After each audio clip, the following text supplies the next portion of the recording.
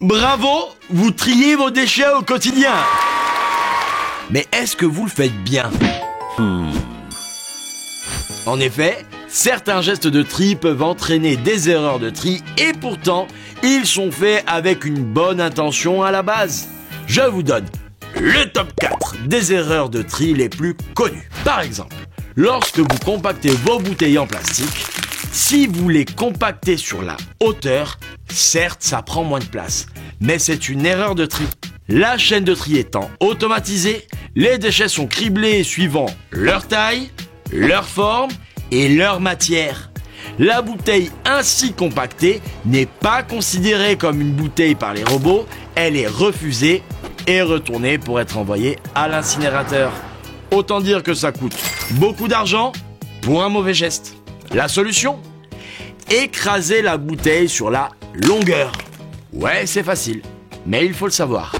Autre exemple, n'imbriquez pas les contenants recyclables les uns dans les autres, même si c'est pratique.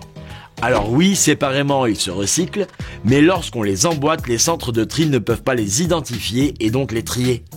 Alors, avant de les mettre dans le conteneur, pensez à les séparer. Sur le même principe, ne mettez pas tous les déchets recyclables dans un sachet plastique. Cela sera considéré comme un refus de tri. Ah oui, et à ceux qui vous diront si tu fais tout, tu vas prendre le travail des agents. Eh bien, c'est faux. 95% de la chaîne de tri est automatisée. Et les agents n'interviennent qu'en toute fin de process pour faire du tri presque chirurgical. Donc vos déchets auront été sortis bien avant leur intervention. Une erreur qui m'a laissé sans voix. C'est ce verre de cuisine. Dans un conteneur de verre, eh bien c'est la cata. En effet, la collecte de verre concerne le verre de contenant. Bouteilles, bocaux, flacons de parfum, etc., etc.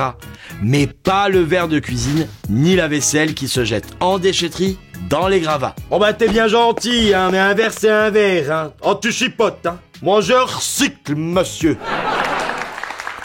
En fait, le verre culinaire a une composition chimique différente du verre d'emballage qui rend impossible leur intégration au calcin utilisé dans les fours verriers.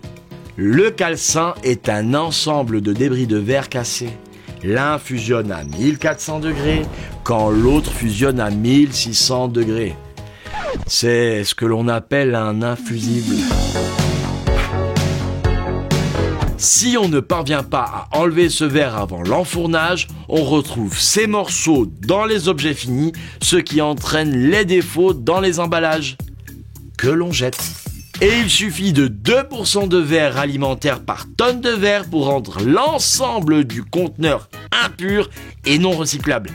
Ça fait 20 kg par tonne, soit environ une centaine de verres de cuisine, ce qui n'est pas beaucoup.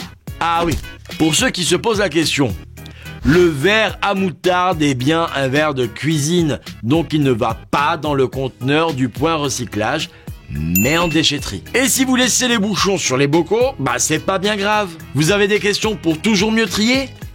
Posez-les en commentaire.